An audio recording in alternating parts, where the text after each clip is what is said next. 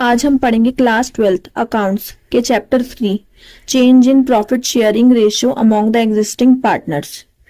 Profit sharing ratio का change होना existing partners के बीच में का मतलब होता है रिकॉन्स्टिट्यूशन ऑफ द फर्म, जिसका मतलब होता है कोई भी जो चेंज आ रहा है एग्जिस्टिंग एग्रीमेंट, मतलब जो एग्रीमेंट पार्टनर्स के बीच में है अभी, उसमें कोई भी चेंज आ रहा है वो होगा रिकॉन्स्टिट्यूशन ऑफ द फर्म, जिसमें जो प्रॉफिट शेयरिंग रेशियो होता है वो चेंज हो जाता है सभी पार्टनर्स के बीच में। जैसे पहले 3:2:1 था, अब 1:1:1 हो गया। अब ये जो चेंज है वो आता क्यों है? ये चेंज तब आता है जब कैपिटल कंट्रीब्यूशन जो होता है एक या एक से ज्यादा पार्टनर का, वो चेंज हो जाता है, या जो मैनेजमेंट में जो पार्टिसिपेशन है एक या एक से ज्यादा पार्टनर का, वो चेंज हो जाता है। कंट्रीब्यूशन में चेंज आने की वजह से रेशो में भी चेंज आ गया। हम पढ़ चुके कोई भी चेंज आता है एग्जिस्टिंग एग्रीमेंट में पार्टनरशिप के, वो होता है रिकॉन्स्टिट्यूशन ऑफ द फर्म। अब एग्जिस्टिंग एग्रीमेंट में चेंज आता क्यों है, उसके रीजंस क्या है? जिसका पहला रीजन है चेंज आना प्रॉफिट शेयरिंग रेशो में एग्जिस्टिंग पार्टनर्स के। दूसरा रीजन है एडमिशन करना नए पार्टनर का। थर्ड रीजन है रिटायरमेंट हो जाना एग्जिस्टिंग पार्टनर का। फोर्थ रीजन है डेथ हो जाना पार्टनर की। फिफ्थ है अमलगमेशन, जिसका मतलब होता है कंबाइन करना, यूनाइट करना टू और मोर पार्टनरशिप फॉर्म्स को। इन सभी रीजंस की वजह से जो एग्जिस्टिंग एग्रीमेंट है उसमें चेंज आता है, जिसको हम बोलते हैं रिकॉन्स्टिट्यूशन ऑफ द फर्म। अब हम डिटरमाइन करेंगे सैक्रिफाइसिंग और गेनिंग रेशो। सैक्रिफाइसिंग रेशो वो रेशो होता है जिसमें एक या एक से ज्यादा पार्टनर अपना share of profit give up कर देते हैं, त्याग कर देते हैं फेवर में दूसरे एक या एक से ज्यादा पार्टनर के लिए। एक पार्टनर अपना शेयर दूसरे पार्टनर को दे देता है। अब सेक्रीफाइस शेयर कैलकुलेट कैसे करते हैं? उसका फॉर्मूला होता है old share minus new share. अब जैसे ओल्ड रेशो है 3:2 और न्यू रेशो है 1:1, तो 3/5 इसलिए है क्योंकि 3 + 2 5 होता है, माइनस न्यू शेयर है 1 आएगा और 1 + 1 2 होता है, तो अपॉन में 2 आ जाएगा और जब सब्ट्रैक्ट करेंगे तो हमारा शेयर आएगा 1/10। इसका मतलब है पार्टनर ने 1/10 शेयर सेक्रीफाइस किया है। और अगर 1/10 नेगेटिव में आता, इसका मतलब होता है पार्टनर ने गेन किया है। अब गेनिंग रेशो वो रेशो होता है इसमें एक या एक से ज्यादा पार्टनर गेन करते हैं शेयर ऑफ प्रॉफिट। ये गेन इसलिए करेंगे क्योंकि दूसरे पार्टनर ने सेक्रीफाइस किया है। अब गेन शेयर का फॉर्मूला होता है new share minus old share. New ratio था 1:1, इसलिए 1/2 हो जाएगा न्यू शेयर, और ओल्ड रेशो था 3:2, इसलिए ओल्ड शेयर हो जाएगा 2/5। जब दोनों को सब्ट्रैक्ट करेंगे तो आएगा 1/10। इसका मतलब 1/10 शेयर पार्टनर ने गेन किया है क्योंकि दूसरे पार्टनर ने 1/10 शेयर सेक्रीफाइस किया था। अब एग्जाम्पल से समझते हैं। X, Y and Z 3 partners हैं जो प्रॉफिट शेयर कर रहे हैं 5:3:2 में। अब इसमें से हमें कैलकुलेट करना है new profit sharing ratio, sacrificing ratio और गेनिंग रेशो। जिसमें फर्स्ट केस है जेड जो है वो पार्टनर एक्स से 1/5 शेयर ले रहा है। अब इनका एग्जिस्टिंग शेयर है 5/10, 3/10 और 2/10। अब जेड जो है वो एक्स से ले रहा है 1/5 शेयर, तो एक्स में से 1/5 माइनस हो जाएगा और जेड में 1/5 प्लस हो जाएगा। ये एक्स के लिए सेक्रीफाइस होगा और जेड के लिए गेन। अब एक्स के ओल्ड शेयर में से 1/5 माइनस कर देंगे तो आ जाएगा 3/10। अब वाई ने ना सेक्रीफाइस किया ना गेन किया, इसलिए उसका रेशो वैसे का वैसे ही रहेगा। जेड का ओल्ड शेयर था 2/10, उसमें 1/5 ऐड कर देंगे तो हो जाएगा 4/10 न्यू शेयर। अब तीनों partners X, Y and Z का न्यू शेयर आ जाएगा 3/10, 3/10 और 4/10, मतलब 3:3:4। अब नेक्स्ट केस है जिसमें जेड जो एक पार्टनर है वो 1/5 शेयर बराबर बराबर ले रहा है एक्स और वाई से। अब तीनों पार्टनर्स का एग्जिस्टिंग शेयर है 5:3:2। अब जो 1/5 शेयर है जो जेड एक्स और वाई से बराबर ले रहा है, मतलब आधा आधा लेगा, तो हम क्या करेंगे 1/5 का हाफ कर देंगे जो आएगा 1/10। मतलब एक्स भी 1/10 दे रहा है, सेक्रीफाइस कर रहा है, और वाई भी 1/10 सेक्रीफाइस कर रहा है। इसलिए 1/10 शेयर एक्स और वाई दोनों में से माइनस कर देंगे और 1/10 और 1/10 को जब ऐड करेंगे तो आएगा 2/10 जो जेड के ओल्ड शेयर में प्लस हो जाएगा, जिससे तीनों पार्टनर्स का जो न्यू शेयर है वो आ जाएगा 4:2:4। अब केस थर्ड, जिसमें एक्स, वाई और जेड तीनों ने डिसाइड किया कि वो जो फ्यूचर प्रॉफिट और लॉस जो है वो शेयर करेंगे इक्वली, जिससे उनका न्यू शेयर हो जाएगा 1:1:1, मतलब 1/3, 1/3 और 1/3। अब जो उनका ओल्ड शेयर दे रखा है वो है 5/10, 3/10 और 2/10। अब हमें कैलकुलेट करना है सेक्रीफाइसिंग और गेनिंग शेयर। सेक्रीफाइस निकालने का होता है ओल्ड शेयर में से न्यू शेयर को माइनस करना। पार्टनर एक्स का कैलकुलेट करते हैं तो 5/10 में से 1/3 माइनस करेंगे तो आएगा 5/30। अब y का कैलकुलेट करते हैं 3/10 में से 1/3 माइनस करेंगे तो आएगा माइनस का 1/30। नेगेटिव साइन का मतलब है कि जो पार्टनर y है वो गेन कर रहा है। ऐसे ही सेम z पार्टनर का भी कैलकुलेट करेंगे तो आएगा माइनस का 4/30, मतलब पार्टनर z भी गेन कर रहा है। हम एक ही फॉर्मूले का यूज करके सेक्रीफाइसिंग और गेनिंग रेशो निकाल सकते हैं। इसमें जो प्लस में आए वो सेक्रीफाइसिंग और जो माइनस में आए वो गेनिंग शेयर हो जाएगा। अब केस 4, जिसमें जो पार्टनर Z है वो 1/5 शेयर लेगा X का और 1/6 शेयर लेगा Y का। अब X, Y एंड Z तीनों पार्टनर्स का ओल्ड शेयर है 5/10, 3/10 और 2/10। 1/5 शेयर लेने का मतलब होता है जितना X का शेयर है उसमें से 1/5 ले लेना। तो इसके लिए हम क्या करेंगे, 5/10 मल्टीप्लाई बाय 1/5 तो आएगा 1/10, मतलब 1/10 शेयर जो है वो सेक्रीफाइस करेगा X Z के लिए। अब ऐसे ही Y के केस में 1/6 शेयर लेने का मतलब जो Y का शेयर है उसमें से 1/6 ले लेगा। तो इसके लिए क्या करेंगे, 3/10 multiply by 1/6 is equal to 1/20, मतलब 1/20 Y का शेयर Z को जाएगा। अब 1/10 जो सेक्रीफाइस किया है X ने और 1/20 जो Y ने सेक्रीफाइस किया है, दोनों को ऐड करेंगे तो आएगा 3/20, जिसका मतलब 3/20 शेयर पार्टनर Z ने गेन किया है।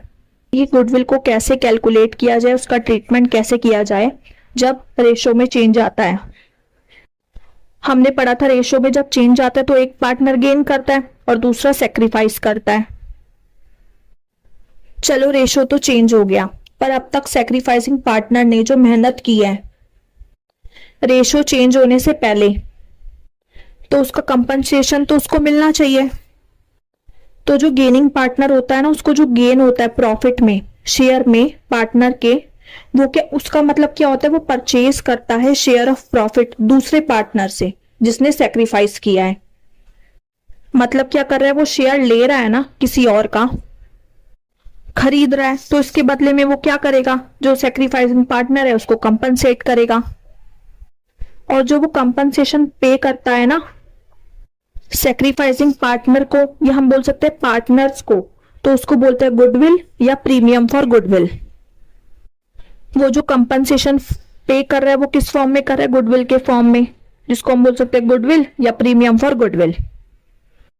अब देखो ये कंपनसेशन की वैल्यू कैसे कैलकुलेट करेंगे। Amount of compensation payable is equal to value of firm's goodwill multiplied by share of profit gain। Compensation की वैल्यू कैसे निकालेंगे, जो फर्म की गुडविल की है वैल्यू है ना, मल्टीप्लाई करेंगे उससे जो शेयर गेन किया है। अब गेनिंग शेयर कैसे निकालते, पढ़ा है ना, new share minus old share. जैसे दे रखी है, जो फर्म्स की गुडविल की वैल्यू है वो है 50,000 और जो शेयर गेन किया है वो है 1/10, तो मल्टीप्लाई करेंगे तो आ जाएगा ₹5,000। यहाँ पर हम क्या कर रहे हैं, 50,000 का 1/10 पार्ट निकाल रहे हैं, तो 5,000 आ गई, मतलब इतनी compensation gaining partner sacrificing partner को देगा। अब हमने पढ़ा था गुडविल दो तरह की होती है, एक होती है परचेज गुडविल, एक होती है सेल्फ जनरेटेड गुडविल। अब हम थोड़ा अलग तरीके से पढ़ते हैं यहाँ पे, ऐसी गुडविल जो एग्जिस्ट करती है बुक्स ऑफ अकाउंट में और ऐसी गुडविल जो एग्जिस्ट नहीं करती बुक्स ऑफ अकाउंट में। अब जो एग्जिस्ट करती है ना बुक्स ऑफ अकाउंट में, इसका मतलब है वो परचेज गुडविल है, क्योंकि अकाउंटिंग स्टैंडर्ड 26 के अकॉर्डिंग गुडविल तभी बुक्स में रिकॉर्ड की जाती है जब मनी या मनी वर्थ पे की जाती है उसके लिए, जिसका मतलब ये गुडविल हमने परचेज की है, इसलिए ये बुक्स ऑफ अकाउंट में दिखाई गई है, मतलब बैलेंस शीट में दिखाई है हमने। और दूसरी तरह की होती है जो एग्जिस्ट नहीं करती बुक्स ऑफ अकाउंट में, ये होती है फर्म्स की गुडविल की वैल्यू, जिसका मतलब फर्म ने अपने गुडविल की क्या की है, वैल्यू नापी है कि हमारी गुडविल कितनी है। जैसे नापी थी पिछली बारी, मतलब पिछले चैप्टर में एवरेज प्रॉफिट मेथड से, सुपर प्रॉफिट मेथड से, कैपिटलाइजेशन मेथड से नापी थी ना, कैलकुलेट की थी, वैल्यू की थी। चलो पहले इसके बारे में पढ़ लेते हैं कि जो गेनिंग पार्टनर है वो इसके लिए कंपनसेशन कैसे पे करता है, मतलब उसकी जनरल एंट्री कैसे होती है। इसमें क्या होता है, जो गुडविल है ना वो एडजस्ट की जाती है पार्टनर्स के कैपिटल अकाउंट से। अब जैसे ऊपर फर्म्स की गुडविल कितनी आई थी, 50,000 आई थी ना, और कंपनसेशन कितना आया था, ₹5,000 आया था, जिसका मतलब ये गेनिंग पार्टनर को देनी है। अब देखो गेनिंग पार्टनर दे रहा है, गेनिंग पार्टनर्स कैपिटल अकाउंट या करंट अकाउंट। कैपिटल अकाउंट तब जब फ्लक्चुएटिंग हो और फिक्स्ड हो तो करंट अकाउंट आता है, तो उसको हम डेबिट करेंगे। कैपिटल अकाउंट डिक्रीज हो रहा है तो debit. Gaining partner sacrificing partner को दे रहा है, इसलिए गेनिंग पार्टनर्स का कैपिटल अकाउंट या current account debit. To sacrificing partners capital या करंट अकाउंट क्रेडिट होगा।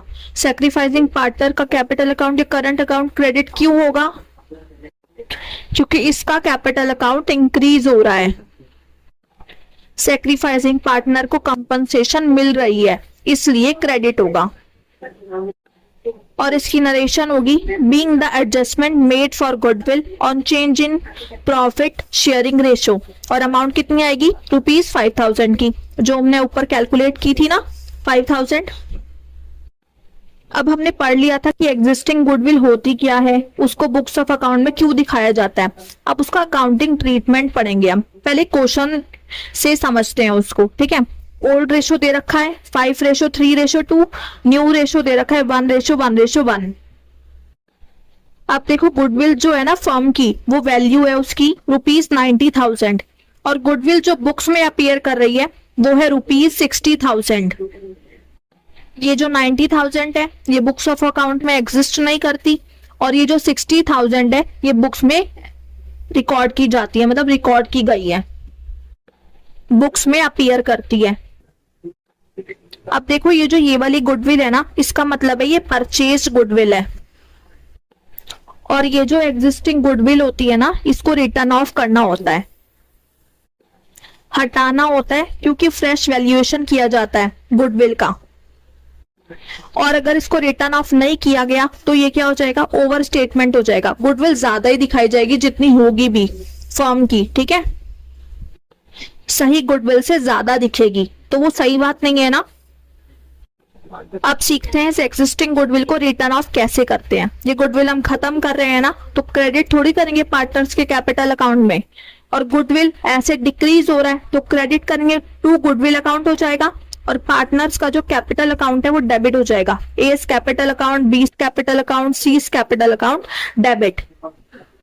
अब ये देखो एग्जिस्टिंग गुडविल है, पुरानी गुडविल है, तो इसको रिटर्न ऑफ भी ओल्ड रेशो में करेंगे, तो 5/10, 3/10 और 2/10। तो ए कैपिटल अकाउंट में आएगा 30,000, बी कैपिटल अकाउंट में आएगा 18,000, और सी कैपिटल अकाउंट में आ जाएगा 12,000। तो हमने जो एग्जिस्टिंग गुडविल थी 60,000 उसको रिटर्न ऑफ कर दिया, और नरेशन आ जाएगी, being the existing goodwill return of in the old ratio. और अब जो दूसरी गुडविल थी 90,000 वाली, उसको हमने सीखा हुआ है कि पार्टनर्स के कैपिटल अकाउंट से एडजस्ट कर देते हैं। पहले सैक्रिफाइसिंग और गेनिंग शेयर निकालते हैं, जब निकाला तो पता चला कि बी ने गेन किया है और सी ने भी गेन किया है, और ए ने सैक्रिफाइस किया है। तो कंपनसेशन कैसे निकालते सीखा हुआ है ना, फर्म्स की गुडविल की वैल्यू जितनी है मल्टीप्लाई बाय शेयर गेन कितना किया है, तो 90,000 मल्टीप्लाई बाय 1/30 करेंगे तो आ जाएगा 3,000, डेबिट होगा ये वाला क्योंकि गेनिंग पार्टनर है।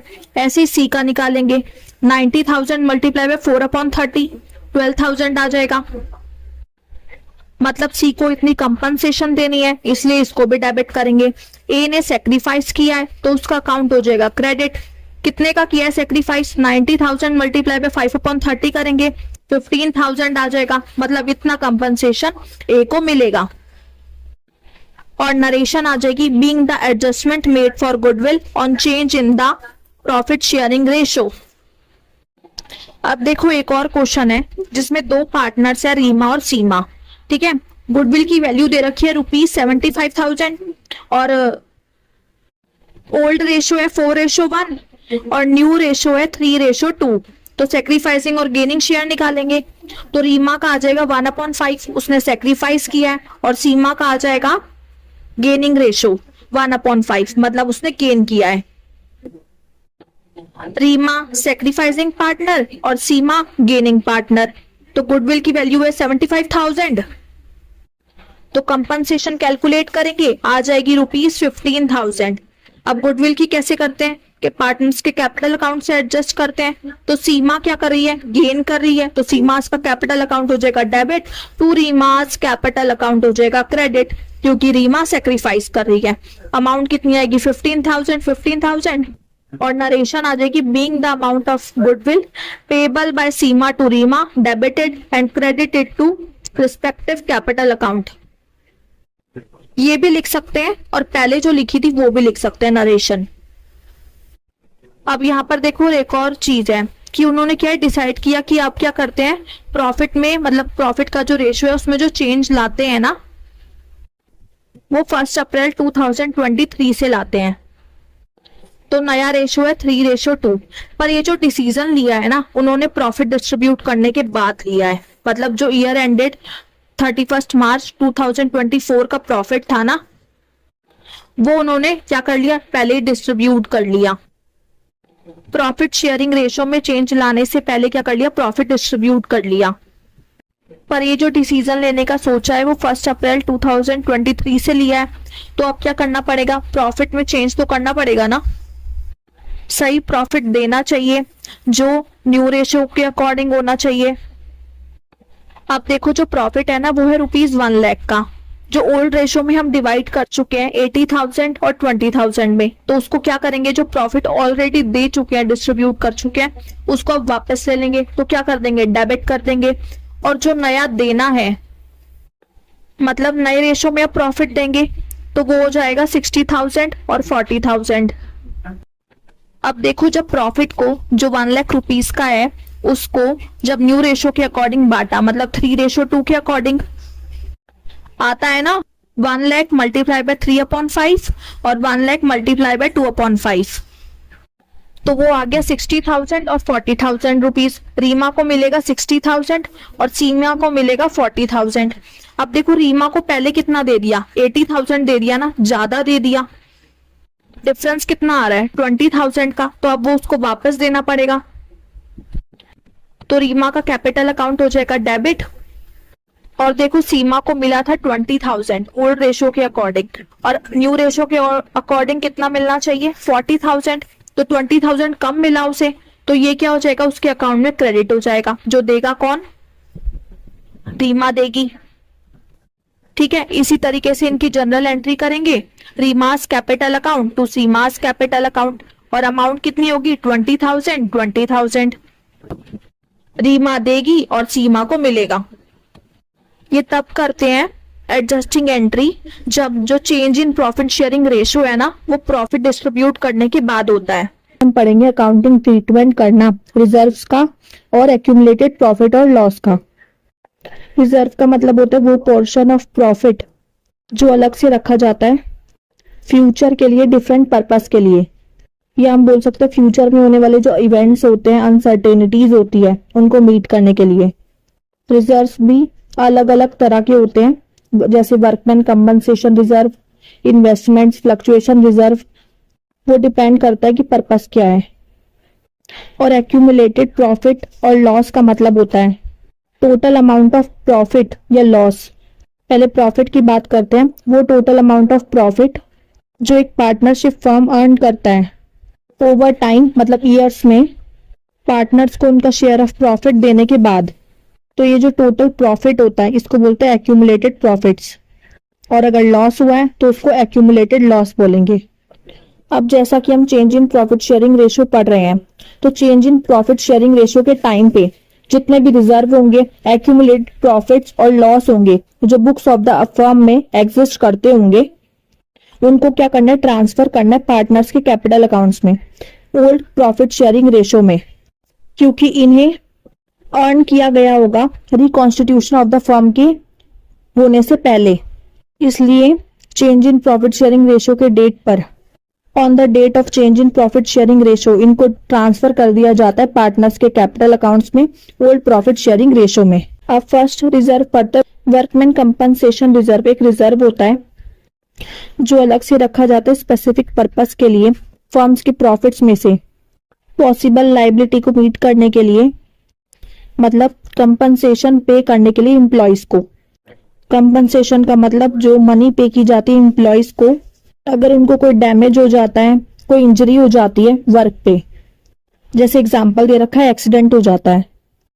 अब एक एग्जांपल से समझते हैं, जैसे वर्कमैन कंपनसेशन रिजर्व दे रखा है ₹90,000 का, जो लाइबिलिटी साइड पर शो किया जाएगा बैलेंस शीट के, क्योंकि एक लाइबिलिटी है जो फर्म को पे करनी होगी कंपनसेशन के फॉर्म में एम्प्लॉयज को, अगर कोई ऐसी सिचुएशन आ जाती है तब।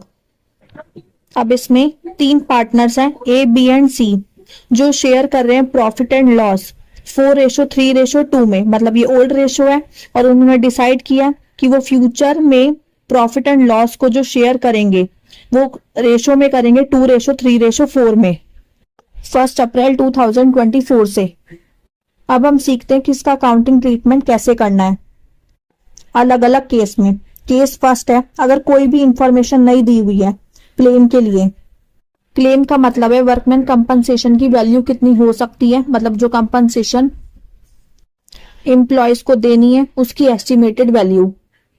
अब हमने पढ़ा था इसको ट्रांसफर करते हैं रिजर्व को जिस दिन से प्रॉफिट शेयरिंग रेशो में चेंज डिसाइड किया गया होता है, तो उसमें डेट क्या आएगी 1 अप्रैल 2024। अब केस दे रखा है कि कोई इंफॉर्मेशन नहीं है क्लेम के बारे में, इसका मतलब है वर्कमैन कंपनसेशन का कोई क्लेम ही नहीं है, तो क्या करेंगे, ये जो रिजर्व है उसको पार्टनर्स के कैपिटल अकाउंट में ट्रांसफर कर देंगे रेशो के अकॉर्डिंग, ओल्ड रेशो के अकॉर्डिंग।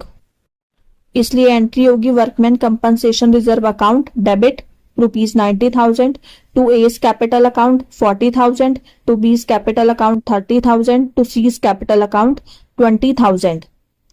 और नरेशन आ जाएगी being the transfer of workman compensation reserve to partners capital accounts in their old profit sharing ratio.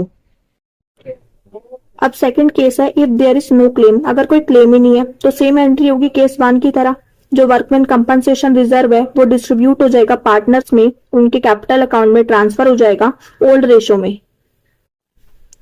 अब केस थर्ड, अगर जो क्लेम है वर्कमैन कंपनसेशन का उसे एस्टिमेट किया गया ₹45,000, मतलब एस्टिमेशन है कि इतनी अमाउंट हो सकती है, तो हमारे पास रिजर्व है workman compensation reserve account debit होगा ₹90,000 और जिनमें ट्रांसफर करना है उनके अकाउंट क्या हो जाएंगे, क्रेडिट हो जाएंगे।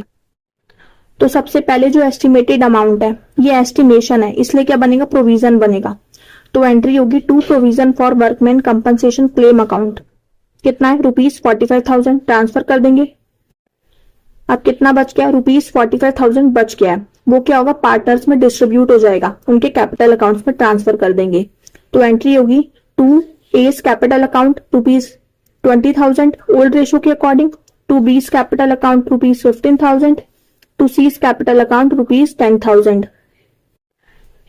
और एंट्री हो जाएगी being the transfer of surplus workman compensation reserve to partners capital accounts in their old profit sharing ratio. अब केस 4, अगर जो क्लेम है वर्कमैन कंपनसेशन पे उसको एस्टिमेट किया गया ₹99,000। अब देखो ये ज्यादा है, हमारे पास रिजर्व है 90,000 का, पर जो क्लेम एस्टिमेट किया गया वो हो गया कितना, 99,000।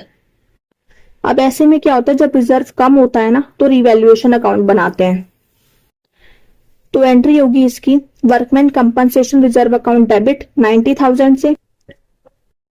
अब कितना कम पड़ रहा है, 9,000, तो उसके लिए क्या बनेगा, revaluation account, revaluation account debit 9,000 से, और जिसमें ट्रांसफर करना है to provision for workman compensation claim account 99,000 credit होगा। और एंट्री हो जाएगी इस तरीके से। और नरेशन होगी being the provision created and shortfall charge to revaluation account. अब ये जो रिवैल्यूएशन अकाउंट बना है इसका मतलब क्या है, लॉस हुआ है कितने का, 9,000 का। और ये लॉस कौन बियर करेगा, पार्टनर्स करेंगे। तो ये इनकी किस कैपिटल अकाउंट में ट्रांसफर कर देंगे। तो एंट्री होगी A's capital account debit, B's capital account debit, C's capital account debit to revaluation account. जब लॉस होता है तो पार्टनर्स कैपिटल अकाउंट क्या होते हैं, डेबिट होते हैं। ये भी किस में होगा, ओल्ड रेशो में होगा, क्योंकि हम रेशो के चेंज होने से पहले की बात कर रहे हैं। 4,000, 3,000, 2,000 और रिवैल्यूएशन लॉस कितने का हुआ, 9,000 का। और नरेशन हो जाएगी being the transfer of loss on revaluation to partners capital accounts in their old profit sharing ratio. अब केस 5, अगर जो क्लेम है वर्कमैन कंपनसेशन पर उसको एस्टिमेट किया गया ₹90,000 में। एस्टिमेटेड अमाउंट कितनी आई, ₹90,000 और रिजर्व भी कितने का है, ₹90,000 का। तो सिंपली क्या करेंगे, ट्रांसफर कर देंगे। तो एंट्री होगी workman compensation reserve account debit to provision for workman compensation claim account credit, और अमाउंट होगी 90,000। ना कम पड़ा है ना ज्यादा हुआ है। और नरेशन हो जाएगी being the provision made for estimated workman compensation claim. अब केस 6 पढ़ते हैं, जिसमें जो क्लेम है वर्कमैन कंपनसेशन का उसको डिटरमाइन किया गया है ₹36,000। डिटरमाइन किया गया मतलब एक्सेप्ट किया गया, एस्टिमेटेड नहीं है ये। क्लेम इतना पता चल गया है, तो अब ये क्या बन गई है, लाइबिलिटी बन गई है। इसलिए आप क्या करेंगे, प्रोविजन नहीं बनाते हैं। तो एंट्री क्या होगी, workman compensation reserve account debit 90,000। Claim कितने का है, 36,000 का, तो वो किस में जाएगा, to workman compensation claim account ₹36,000। और बाकी जो बचा हुआ है वो पार्टनर्स में डिस्ट्रीब्यूट कर देंगे उनके कैपिटल अकाउंट में ट्रांसफर करके। टू एस कैपिटल अकाउंट में आएगा ₹24,000, to B's capital account ₹18,000, to C's capital account ₹12,000 उनके ओल्ड प्रॉफिट शेयरिंग रेशो के अकॉर्डिंग। और नरेशन हो जाएगी being the workman compensation reserve after adjusting claim credited to partners capital accounts in their old profit sharing ratio. तो इन cases से समझ में आ जाता है कि वर्कमैन कंपनसेशन रिजर्व को कैसे यूज करना है क्लेम को सेटल करने के लिए, और जो बच जाए वो पार्टनर्स में कैसे डिस्ट्रीब्यूट करना है ओल्ड रेशो में। अब नेक्स्ट रिजर्व हम पढ़ेंगे investment fluctuation reserve. Investment fluctuation reserve वो रिजर्व होता है जो अलग से रखा जाता है प्रॉफिट में से उस लॉस को मीट करने के लिए जब इन्वेस्टमेंट की बुक वैल्यू और मार्केट वैल्यू में डिफरेंस आ जाता है। जैसे एग्जांपल के लिए इन्वेस्टमेंट जब करी थी तो उसकी कॉस्ट थी ₹2 लाख, और जब प्रॉफिट शेयरिंग रेशो में चेंज आया उस टाइम पर मार्केट वैल्यू जो थी इन्वेस्टमेंट की वो हो गई ₹1,90,000। तो 10,000 कम हो गई ना, तो वो किससे कवर करेंगे, रिजर्व में से करेंगे।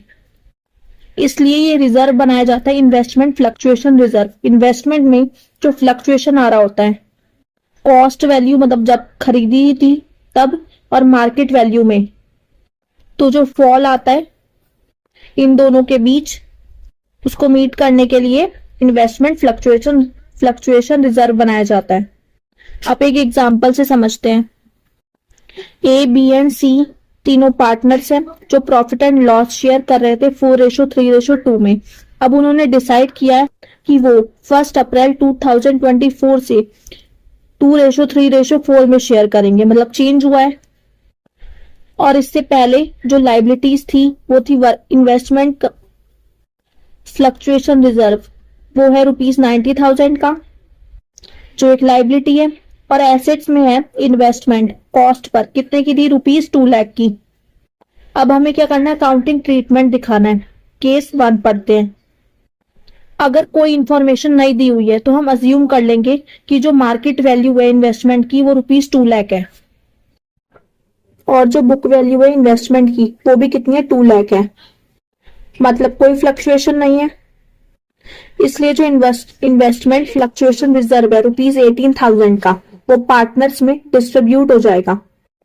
ट्रांसफर कर दिया जाएगा उनके कैपिटल अकाउंट में। तो एंट्री होगी investment fluctuation reserve account debit ₹18,000 to A's capital account 8,000 to B's capital account 6,000 to c's capital account 4,000 उनकी ओल्ड रेशो के अकॉर्डिंग।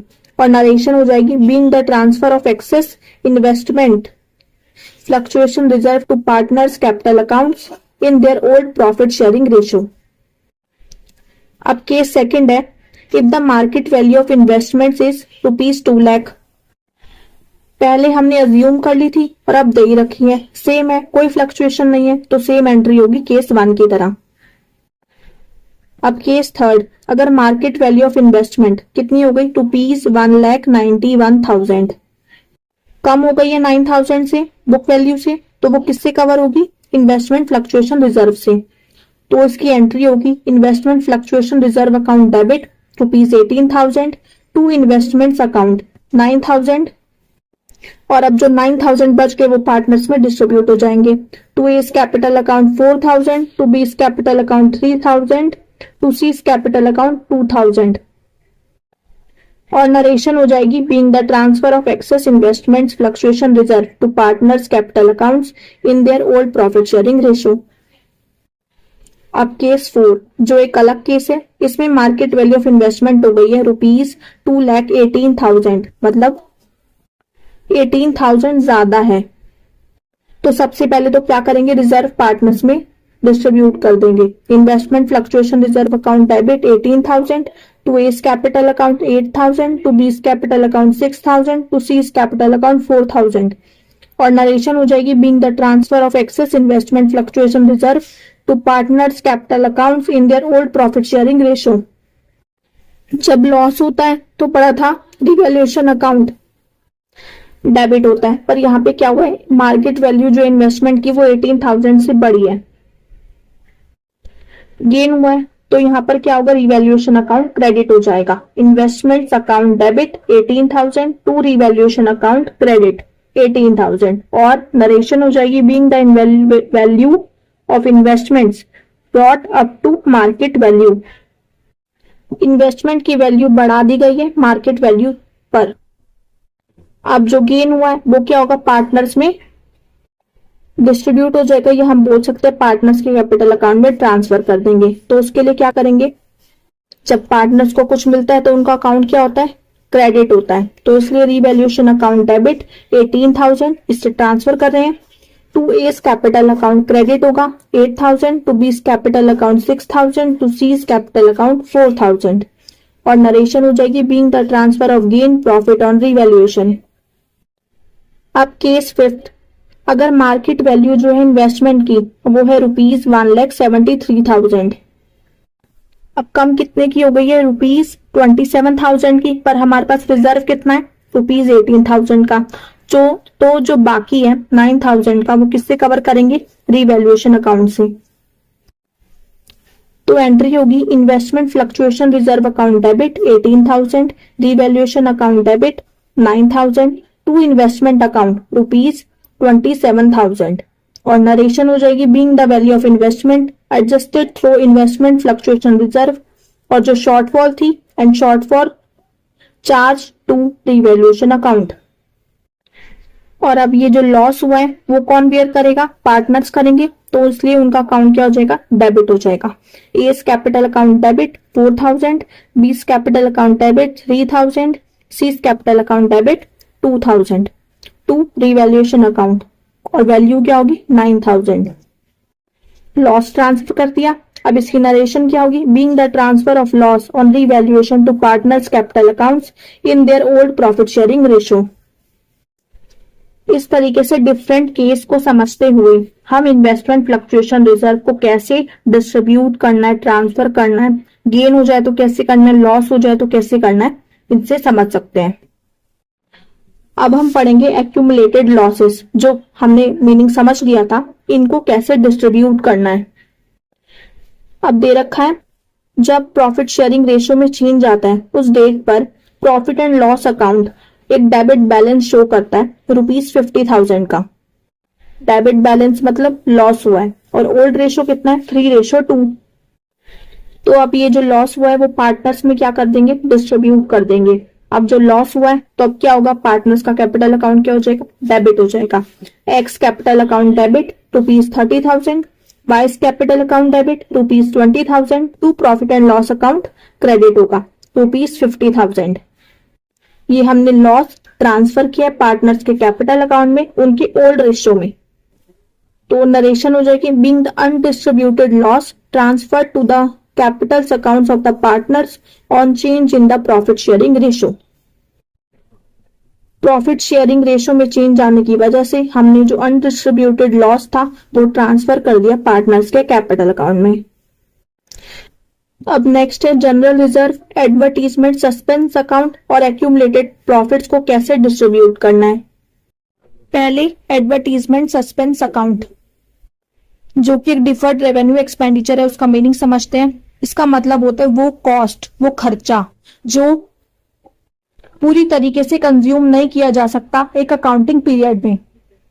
जैसे एडवर्टीजमेंट का खर्चा होता है, एक ही साल में थोड़ी उसका बेनिफिट मिल जाता है, इसलिए ये जो एक्सपेंडिचर्स होते हैं इनको रिटर्न ऑफ किया जाता है एक पहले से डिसाइड किए गए नंबर ऑफ ईयर्स में। मतलब एक साल में रिटर्न ऑफ नहीं करते हैं, कुछ सालों में करते हैं जब तक उनका बेनिफिट मिल रहा होता है। एक्सपेंस जो रिटर्न ऑफ करते हैं एक साल में वो किसके अकॉर्डिंग होता है, जो बेनिफिट मिल रहा है। जैसे एग्जाम्पल दिया हुआ है, एक्सटेंसिव एडवर्टाइजिंग कैंपेन्स।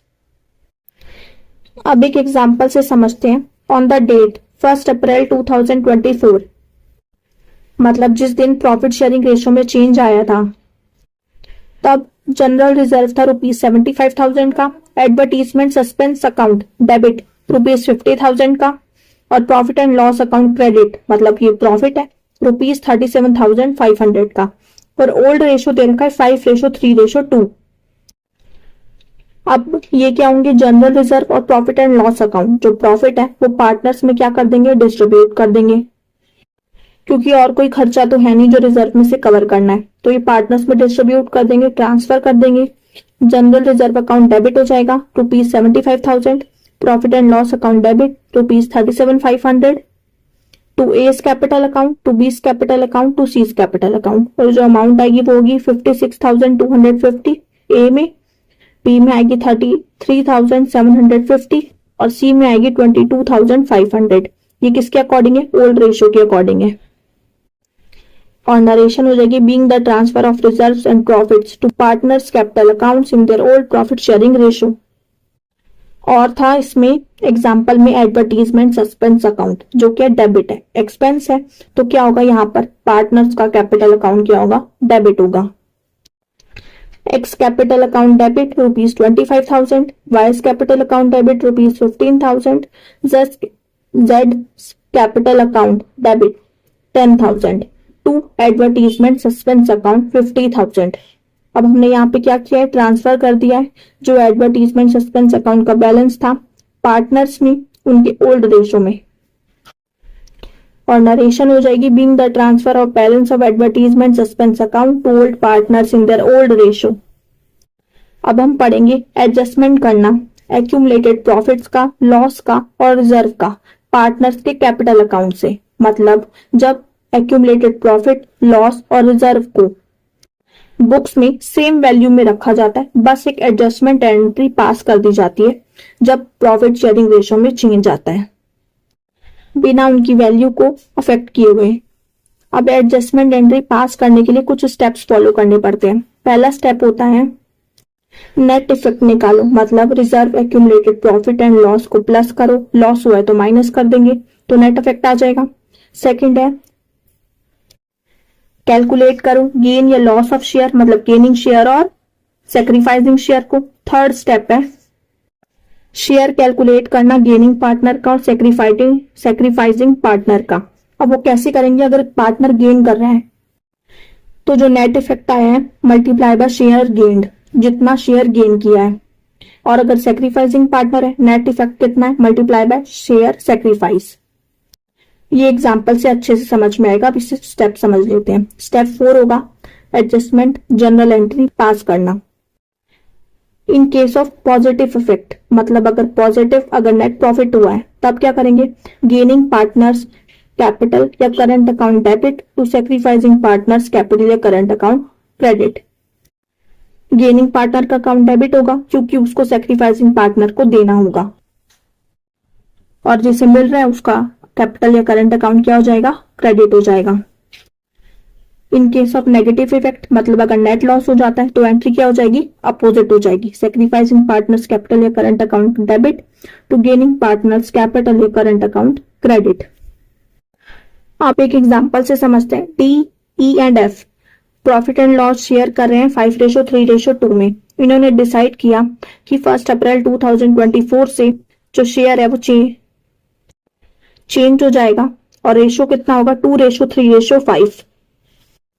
और इन्होंने ये भी डिसाइड किया कि बिना बुक वैल्यूज को अफेक्ट किए हुए एक एडजस्टमेंट एंट्री पास की जाएगी। अब जनरल रिजर्व हमें दे रखा है ₹1,50,000, कंटीजेंसी रिजर्व दे रखा है ₹25,000, profit and loss account credit ₹75,000 और advertisement suspense account debit ₹1 lakh. अब कंटीजेंसी रिजर्व क्या होता है, वो एक्स्ट्रा मनी होती है जो अलग से रखी जाती है एक प्रोजेक्ट को लॉस से बचाने के लिए। और वो लॉस क्यों हो सकता है, क्योंकि जो खर्चे हैं वो ज्यादा हो गए हैं जितना बजट बनाया था उससे, क्योंकि जो कॉस्ट है उसको डिफिकल्ट होता है कि उसको एस्टिमेट कर ले करेक्टली। ठीक है, अब स्टेप्स के अकॉर्डिंग हमने पढ़ा था। सबसे पहले क्या करते हैं, नेट अफेक्ट कैलकुलेट करते हैं। तो जनरल रिजर्व दे रखा है ₹1,50,000 का, कंटीजेंसी रिजर्व है ₹25,000 और profit and loss account credit है, मतलब प्रॉफिट है तो कितने का है, 75,000। ये तीनों गेन है, इसलिए इन तीनों को क्या कर देंगे, ऐड कर देंगे। तो जब ऐड करेंगे तो कितना आएगा, ₹2,50,000। और इसमें से क्या करेंगे, एडवर्टीजमेंट सस्पेंस अकाउंट जो क्या है एक एक्सपेंडिचर है उसको माइनस कर देंगे। तो कितना आ जाएगा, ₹1,50,000। ये नेट अफेक्ट है जो पार्टनर्स में डिस्ट्रीब्यूट होगा उनके गेनिंग शेयर और सेक्रीफाइसिंग शेयर के अकॉर्डिंग। अब पार्टनर्स का क्या करेंगे, गेनिंग शेयर और सेक्रीफाइसिंग शेयर कैलकुलेट करेंगे। कैसे करते थे, old ratio minus new ratio. तो कितना आ जाएगा, सेक्रीफाइसिंग शेयर 3/10, और अगर माइनस में आता है यही फॉर्मूला यूज कर सकते हैं तो कितना आ रहा है, -3/10, जो एक गेनिंग शेयर है किसका, एफ का। और डी ने क्या किया, सेक्रीफाइस किया है। ई ने ना गेन किया है ना सेक्रीफाइस किया है। अब गेनिंग पार्टनर जो एफ है उसको कितना मिलेगा, कैलकुलेट करते हैं। कैसे करेंगे, net affect multiply by gaining share, 1,50,000 multiply by 3/10 आ जाएगा ₹45,000। ऐसे ही सेक्रीफाइसिंग पार्टनर का भी सेम आएगा। अब एक एडजस्टमेंट एंट्री पास कर सकते हैं। एफ्स कैपिटल अकाउंट जो एक गेनिंग पार्टनर है टू डीज कैपिटल अकाउंट जो एक सेक्रीफाइसिंग पार्टनर है। तो एंट्री हो जाएगी F's capital account debit ₹45,000 to D's capital account 45,000। और नरेशन हो जाएगी being the adjustment made for net accumulated profits, loss and reserves. इस तरीके से एडजस्टमेंट एंट्री पास कर सकते हैं। अब एक ध्यान रखने वाली बात, जब रिजर्व्स, एक्यूमुलेटेड प्रॉफिट्स और लॉसेस एडजस्ट किए जाते हैं पार्टनर्स के कैपिटल अकाउंट से, मतलब एक एडजस्टमेंट एंट्री पास करते हुए तब accumulated profits, losses balance sheet में अपीयर होते हैं न्यू फर्म के ओल्ड अमाउंट्स में, क्योंकि हमने यहाँ पर क्या किया है, बुक वैल्यू को अफेक्ट नहीं किया बिल्कुल भी, और बस एक एडजस्टमेंट एंट्री पास कर दी है। Evaluation of assets and reassessment of liabilities. Change in profit sharing ratio के टाइम पर एसेट्स को दोबारा से रीवैल्यू किया जाता है कि उनकी जो अमाउंट है, जो वैल्यू है वो इंक्रीज हुई है या डिक्रीज हुई है। ऐसे ही लायबिलिटीज की वैल्यू को भी देखा जाता है। अगर एसेट्स की वैल्यू इंक्रीज होगी और लायबिलिटीज की वैल्यू डिक्रीज होगी तो क्या होगा, गेन होगा। और अगर एसेट्स की वैल्यू डिक्रीज होगी और लायबिलिटी की वैल्यू इंक्रीज होगी तो क्या होगा, लॉस होगा।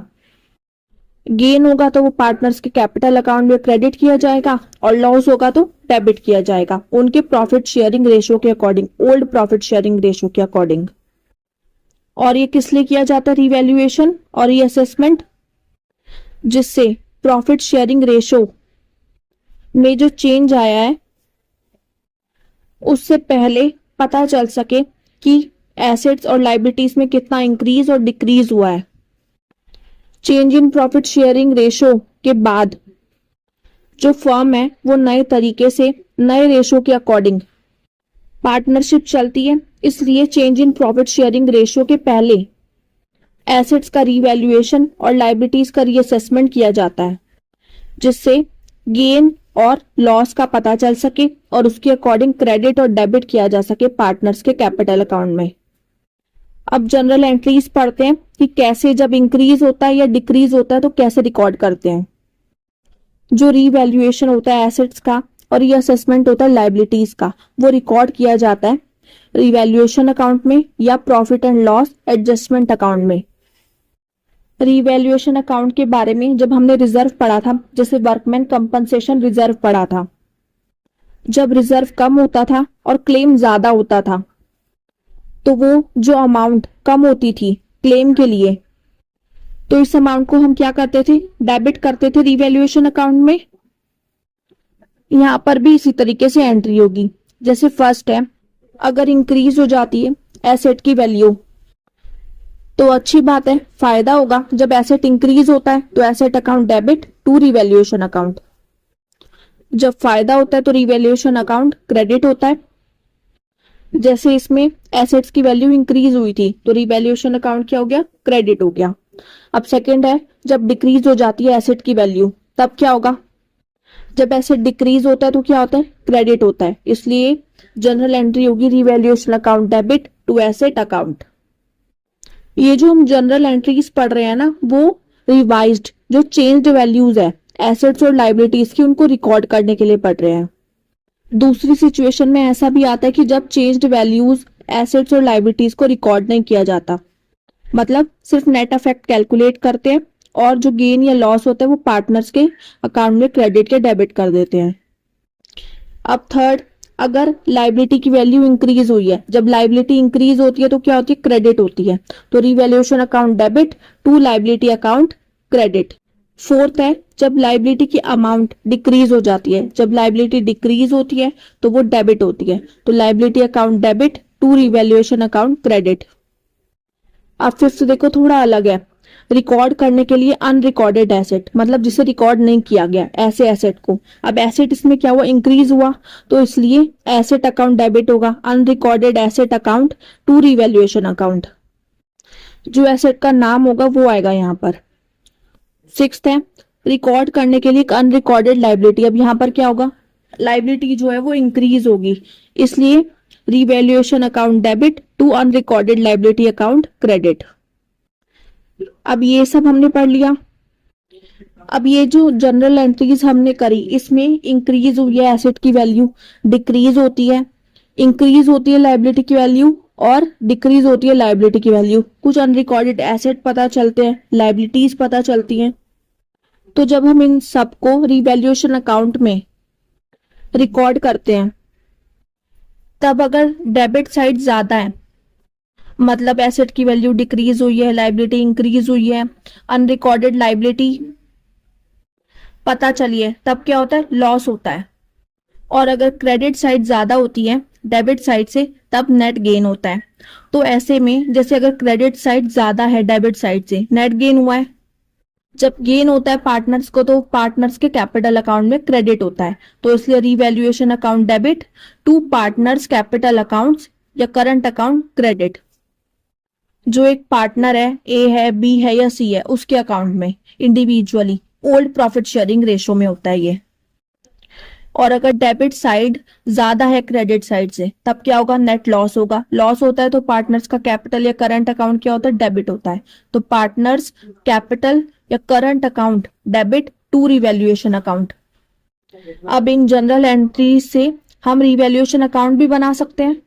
जैसे फर्स्ट में रिवैल्यूएशन अकाउंट क्या हो रहा है, क्रेडिट हो रहा है, तो रिवैल्यूएशन अकाउंट के क्रेडिट साइड पर बाय एसेट्स अकाउंट के नाम से एंट्री होगी, जो किसको शो करेगा, इंक्रीज हुई है वैल्यू एसेट की।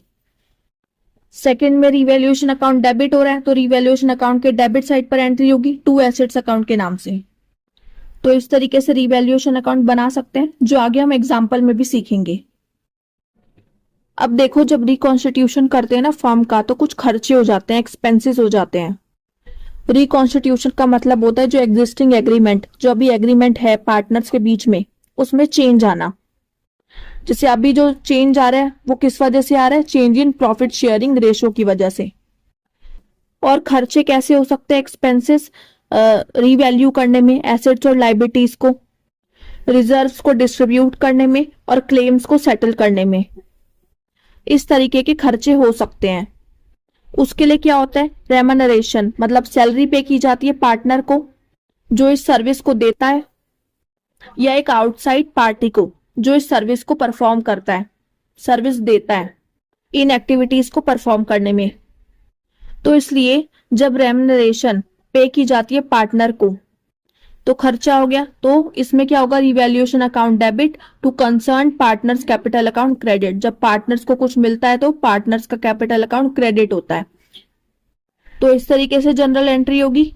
अब एक ऐसा भी केस आता है जिसमें जो खर्चे जो थे वो तो बॉन्ड करने थे पार्टनर को, पर पे किसने कर दिए? फर्म ने पे कर दिए।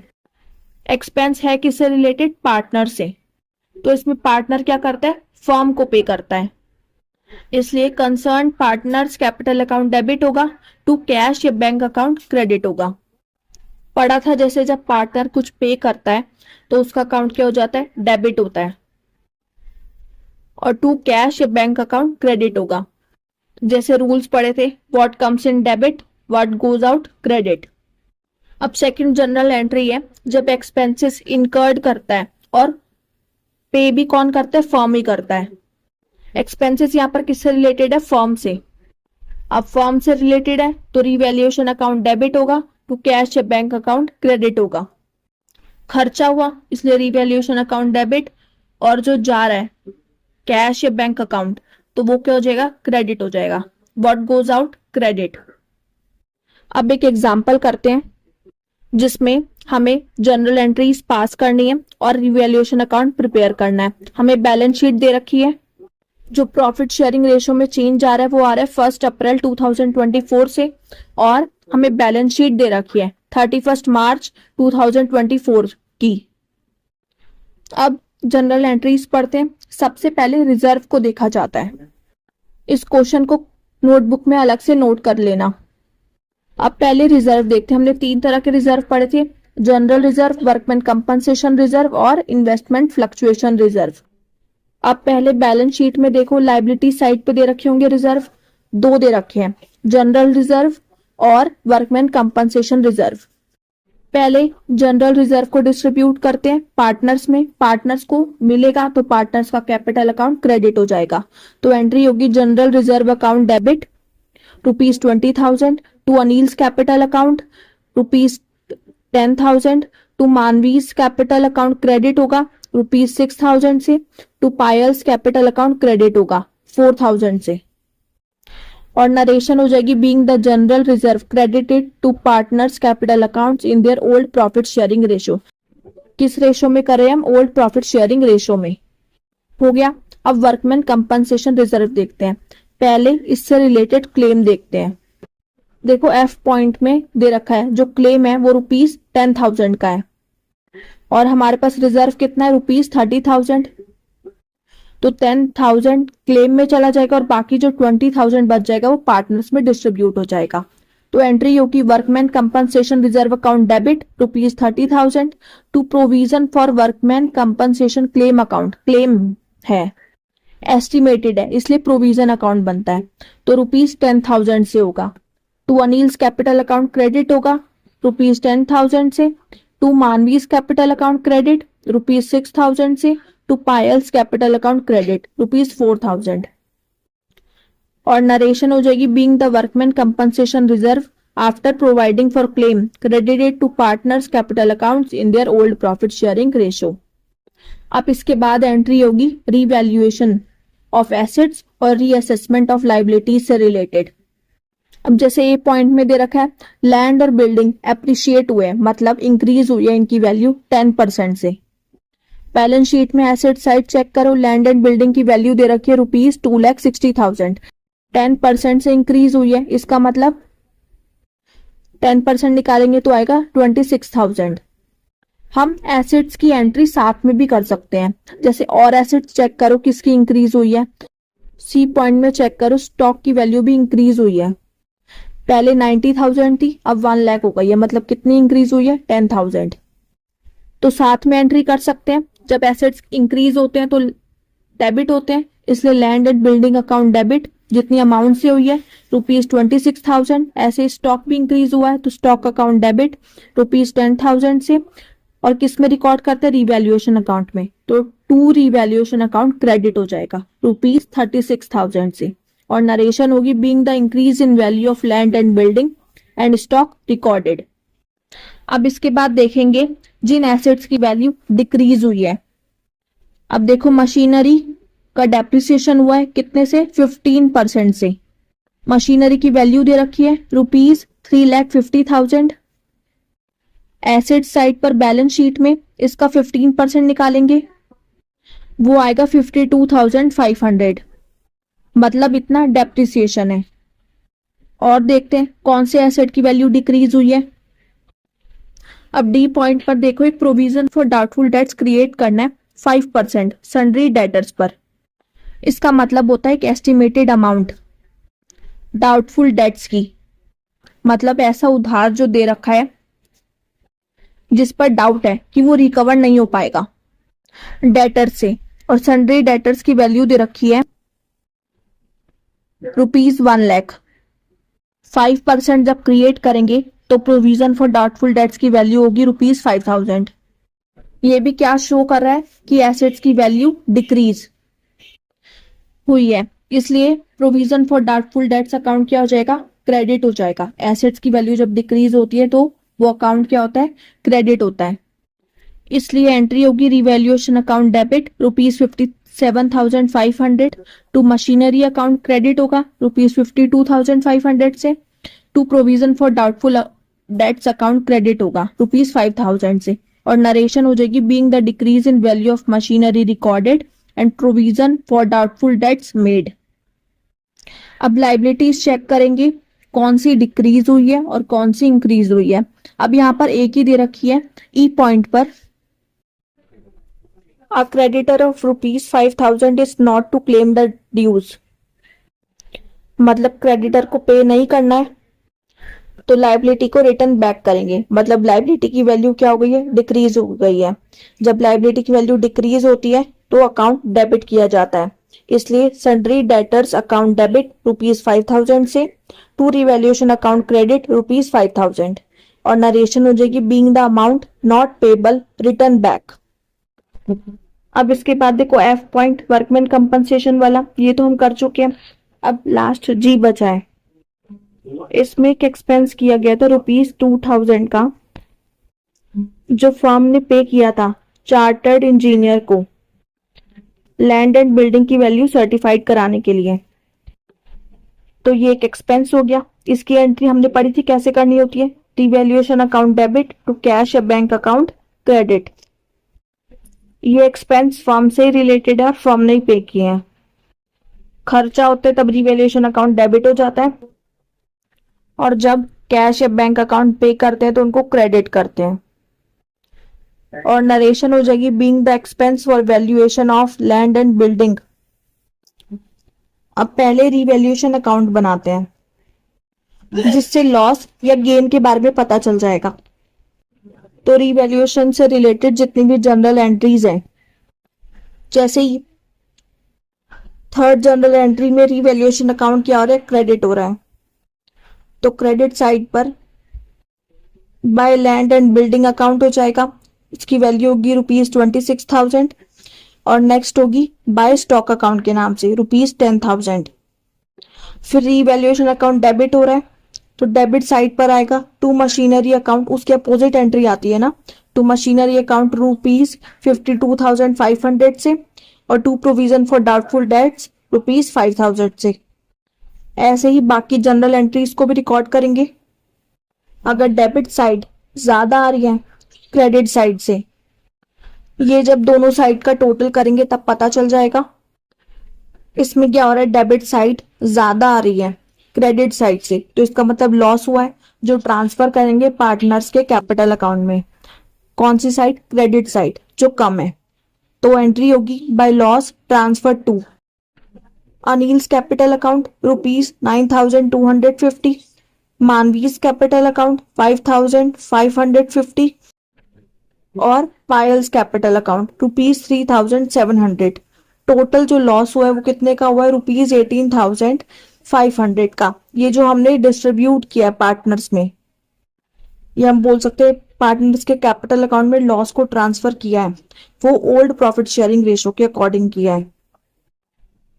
अब इसके बाद टोटल कर देंगे दोनों साइड, जो आ रहा है 59,500।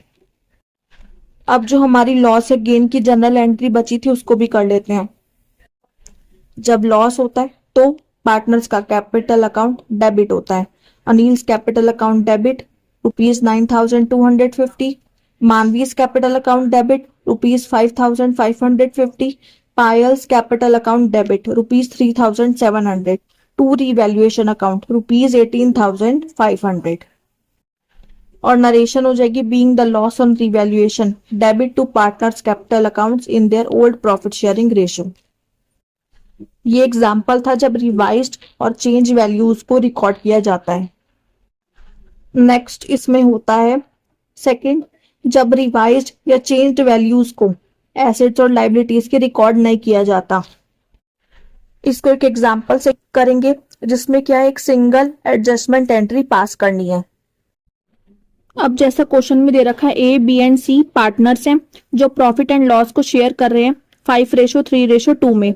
इन्होंने डिसाइड किया है कि वो फ्यूचर लॉस और प्रॉफिट को शेयर करेंगे 2:3:5 में 1 अप्रैल 2024 से।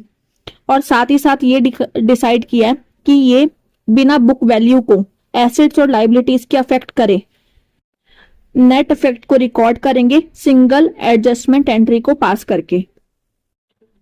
अब इसका सॉल्यूशन देखते हैं। इसमें सबसे पहले कैलकुलेट करना होता है नेट इफेक्ट को रीवैल्यूएशन का। मतलब पहले उन चीजों को ऐड किया जाएगा जिससे गेन होता है, जैसे एसेट्स की वैल्यू में इंक्रीज आना और लायबिलिटीज की वैल्यू घटना। तो जैसे दे रखा लैंड एंड बिल्डिंग, इसकी बुक वैल्यू है ₹5 लाख और रिवाइज्ड वैल्यू है 5,50,000, मतलब 50,000 से इंक्रीज हुई है तो इसको ऐड करेंगे। और यहाँ पर दूसरा दे रखा है सन्डरी क्रेडिटर्स, बुक वैल्यू है 60,000 और रिवाइज्ड वैल्यू है 55,000, लायबिलिटी डिक्रीज हुई है तो इसको भी ऐड करते हैं। अब प्लांट एंड मशीनरी देखो, बुक वैल्यू है 2,50,000 और रिवाइज्ड वैल्यू हुई है 2,40,000, कम हो गई है ना, एसेट की वैल्यू घट गई है तो इसको डिक्रीज करते हैं तो 10,000 माइनस होगा। और आउटस्टैंडिंग एक्सपेंसेस देखो, बुक वैल्यू है 60,000 और रिवाइज्ड वैल्यू हो गई है 75,000, 50,000 से इंक्रीज हुई है लायबिलिटी, इसलिए इसको माइनस करेंगे। और यहाँ पर गेन आएगा, प्रॉफिट आएगा रिवैल्यूएशन पर ₹30,000 का, क्योंकि जो प्लस वाली आइटम्स थी वो ज्यादा थी।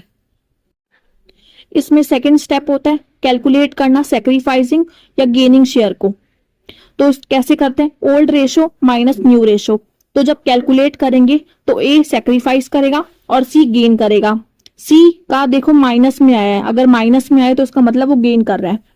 माइनस में इसलिए आएगा क्योंकि हम सैक्रिफाइसिंग शेयर का ही फॉर्मूला यूज कर रहे हैं, old ratio minus new ratio. अगर आंसर प्लस में आता है तो सैक्रिफाइस और माइनस में आता है तो गेन करेगा। तो ए ने सैक्रिफाइस किया, सी ने गेन किया और बी ने ना सैक्रिफाइस किया ना गेन किया। अब स्टेप थर्ड में हमें अमाउंट कैलकुलेट करनी होती है गेन की, जो गेन किया रिवैल्यूएशन पर सैक्रिफाइसिंग शेयर और गेनिंग शेयर के अकॉर्डिंग। यहां पर ओल्ड रेशो में नहीं देते हैं क्योंकि हम क्या कर रहे हैं, रिवैल्यूएशन की जो वैल्यू है एसेट्स और लायबिलिटीज की, रिवाइज्ड वैल्यू, चेंज्ड वैल्यू, उसको हम रिकॉर्ड नहीं करते हैं, सिर्फ नेट इफेक्ट दिखाते हैं। इसलिए यहां पर जो गेन होता है रिवैल्यूएशन पर उसकी एक प्रोपोर्शनेट अमाउंट सैक्रिफाइस शेयर या गेनिंग शेयर के अकॉर्डिंग दी जाती है। अब जिसने गेन किया वो सैक्रिफाइसिंग जो पार्टनर है उसको देगा, इसलिए यहां पर सी का कैपिटल अकाउंट होगा डेबिट ₹9,000 से, और ए जो सैक्रिफाइस कर रहा है उसको मिलेगा, इसलिए उसका कैपिटल अकाउंट होगा credit to S capital account 9,000। इस तरीके से ऐसी क्वेश्चंस में जिसमें रिवाइज्ड या चेंज्ड वैल्यू को रिकॉर्ड नहीं करना होता, बैलेंस शीट में उनमें सिंगल एडजस्टमेंट एंट्री पास की जाती है। अब नेक्स्ट क्वेश्चन में हम बैलेंस शीट बनाना सीखेंगे रिकॉन्स्टिट्यूटेड फर्म की। क्वेश्चन में देखो 3 पार्टनर्स हैं, अशोक, भीम और चेतन, जिन्होंने डिसाइड किया कि वो प्रॉफिट को इक्वली शेयर करेंगे 1 अप्रैल 2024 से, जिस पर उन्होंने अग्री किया है कि जो गुडविल होगी फर्म की वो होगी ₹3 लाख की, लैंड को रिवैल्यू किया जाएगा ₹1,60,000 पर और बिल्डिंग डेप्रिशिएट होगी 6%। क्रेडिटर्स जो हैं ₹12,000 के, उनको पे नहीं करना है, इसलिए उनको रिटर्न ऑफ कर देंगे। और हमें क्या क्या बनाना है, रिवैल्यूएशन अकाउंट बनाना है, पार्टनर्स कैपिटल अकाउंट और बैलेंस शीट बनानी है रिकॉन्स्टिट्यूटेड फर्म की। हमें ओल्ड बैलेंस शीट दे रखी है, मतलब प्रॉफिट शेयरिंग रेशो में चेंज आने से पहले की बैलेंस शीट ऑन 31 मार्च 2024। अब सबसे पहले रिवैल्यूएशन अकाउंट बनाते हैं, जिसमें पहले चेक करो कोई रिजर्व तो नहीं है। बैलेंस शीट में सिर्फ जनरल रिजर्व दे रखा है और वो रिवैल्यूएशन अकाउंट में नहीं आता है, तो सीधा एसेट्स और लायबिलिटीज पर आते हैं। सबसे पहले दे रखा है लैंड को रिवैल्यू करना है 1,60,000 पर और बुक वैल्यू है लैंड की, बैलेंस शीट से देखें एसेट साइड्स पर 1 लाख, तो कितना इंक्रीज हुआ 60,000, तो गेन हुआ है, तो वो किस साइड आता है रिवैल्यूएशन अकाउंट के क्रेडिट साइड पर, तो बाय लैंड अकाउंट के नाम से आएगा ₹60,000। और बिल्डिंग को डेप्रिशिएट करना है 6% से, मतलब कम होगी अमाउंट, बिल्डिंग की वैल्यू कम हो रही है 6% से। बिल्डिंग की वैल्यू जो दे रखी है बैलेंस शीट में वो दे रखी है ₹1 लाख, तो 6% कैलकुलेट करेंगे आएगा 6,000। लॉस हुआ है तो किस साइड आएगा, डेबिट साइड रिवैल्यूएशन अकाउंट के, टू बिल्डिंग अकाउंट 6,000। अब एसेट्स हो गए, अब लाइबिलिटीज देखते हैं। लाइबिलिटीज क्रेडिटर्स दे रखे थे, क्रेडिटर्स को पे नहीं करना है तो लाइबिलिटी कम हो जाएगी। अब कम हुई है तो फायदा होगा, तो किस साइड आएगी, क्रेडिट साइड पर आएगी, बाय क्रेडिटर्स अकाउंट के नाम से ₹12,000।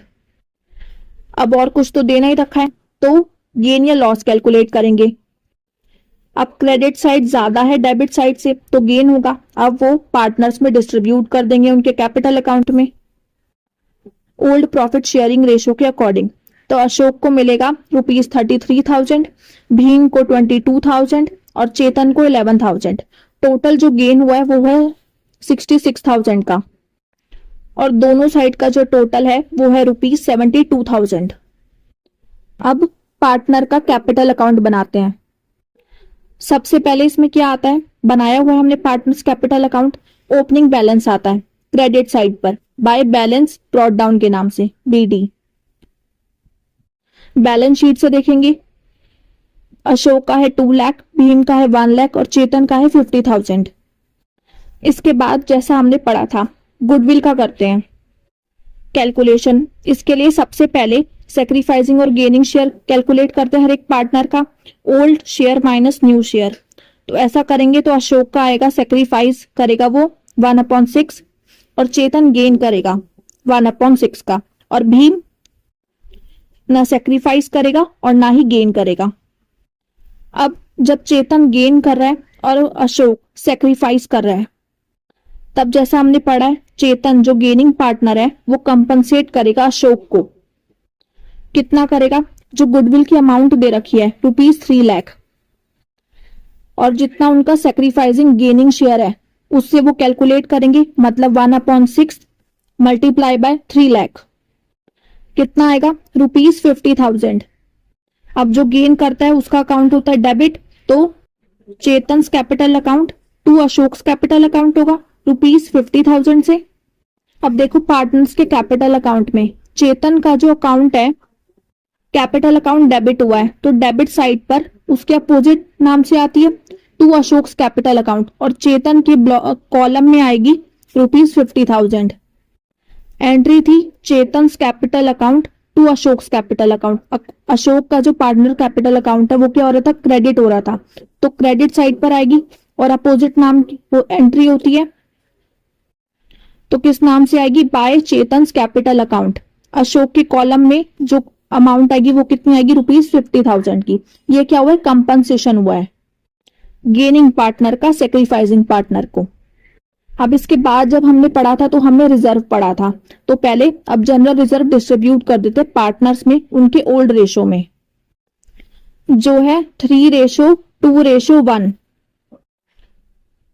अब पार्टनर्स को जनरल रिजर्व मिल रहा है तो किस साइड पर आएगा, क्रेडिट साइड पर, बाय जनरल रिजर्व अकाउंट के नाम से। अशोक को मिलेगा 30,000, भीम को 20,000 और चेतन को 10,000। इसके बाद हमने पढ़ा था रिवैल्यूएशन एसेट्स और लाइबिलिटीज का, तो उस पर गेन हुआ था जो हमने पार्टनर्स के कैपिटल अकाउंट में ट्रांसफर कर दिया था। अब ये पार्टनर्स को मिलेगा, गेन हुआ है तो किस साइड पर आएगा, क्रेडिट साइड पर आएगा, बाय रिवैल्यूएशन अकाउंट के नाम से। अशोक को मिलेगा 33,000, भीम को 22,000 और चेतन को 11,000 ओल्ड रेशो के अकॉर्डिंग। अब सब कुछ हमने कर लिया है, अब दोनों साइड का टोटल करेंगे। जिस साइड कम आएगा, यहां पर डेबिट साइड कम है तो बैलेंस कैरेट डाउन हो जाएगा। तो अशोक का बैलेंस आएगा ₹3,13,000, भीम का 1,42,000 और चेतन का 21,000, जो नेक्स्ट ईयर ब्रॉड फॉरवर्ड हो जाएगा। अब बैलेंस शीट बनाते रिकॉन्स्टिट्यूटेड फर्म की, जिसमें प्रॉफिट शेयरिंग रेशो में चेंज आया है, जिसमें जो चेंज आया है, जो रिवाइज्ड वैल्यू है, उनको रिकॉर्ड किया जाएगा, एसेट्स की, लाइबिलिटीज की। तो कॉलम बनाते हैं, पहले लिखेंगे बैलेंस शीट एज एट 1 अप्रैल 2024। दो कॉलम बनेंगे, पहले लाइबिलिटीज साइड और एसेट साइड, और साथ में अमाउंट का कॉलम। पहले लाइबिलिटीज साइड देखो, क्रेडिटर्स थे पहले 1 लाख के, फिर 12,000 कम हो गए थे तो वो माइनस करके लिखेंगे, तो वैल्यू कितनी आएगी 88,000। बिल्स पेबल दे रखा है, पहली वाली बैलेंस शीट चेक करो, वो उतने के उतना ही है 40,000, तो उनको वैसे का वैसे ही रखेंगे। और साथ में इधर क्या आता है, कैपिटल अकाउंट्स आते हैं पार्टनर्स के, अशोक, भीम और चेतन। तो यहाँ पर उनका बैलेंस आएगा, अभी हमने पार्टनर्स कैपिटल अकाउंट बनाया था वहां से लेंगे, 3,13,000 अशोक का, भीम का 1,42,000 और चेतन का 21,000। टोटल कैपिटल अकाउंट हो जाएगा 4,76,000। अब एसेट साइड्स पर लैंड रीवैल्यू हुआ था, पहले 1 लाख था, फिर 60,000 से बढ़ा था तो 1,60,000 हो जाएगा। बिल्डिंग डेप्रिशिएट हुई थी 6,000 से, तो अमाउंट आ जाएगी 94,000। अब देखो प्लांट की वैल्यू उतनी की उतनी है 2 लाख रुपीज, स्टॉक की भी उतनी है और डेटर्स की भी उतनी है और बैंक की भी उतनी है, इनमें कोई चेंज नहीं आया है। अब दोनों साइड का टोटल करेंगे, सेम आएगा ₹6,04,000। इस तरीके से बैलेंस शीट बनाई जाती है रिकॉन्स्टिट्यूटेड फर्म की। सही बैलेंस शीट के लिए जरूरी है कि रिवैल्यूएशन अकाउंट और पार्टनर्स कैपिटल अकाउंट करेक्ट बनाएं। अब ये देखो, ये जो हमने बैलेंस शीट बनाई ना, इसमें जो रिवाइज्ड चेंज्ड वैल्यूज थी उनको रिकॉर्ड करना था, पर ऐसा क्वेश्चन भी आता है जिसमें रिवाइज्ड चेंज वैल्यूज जो होती है एसेट्स और लाइबिलिटीज की, उनको रिकॉर्ड नहीं करना होता। तो उसमें सेम करते हैं ऐसे, पहले नेट इफेक्ट को कैलकुलेट किया रिवैल्यूएशन के, ठीक है, उससे गेन या लॉस पता चल जाएगा, फिर सेक्रीफाइसिंग या गेनिंग शेयर कैलकुलेट करो। जैसे इस एग्जांपल में ए ने सेक्रीफाइस किया था और सी ने गेन किया था, फिर वो अमाउंट कैलकुलेट करो गेन पर।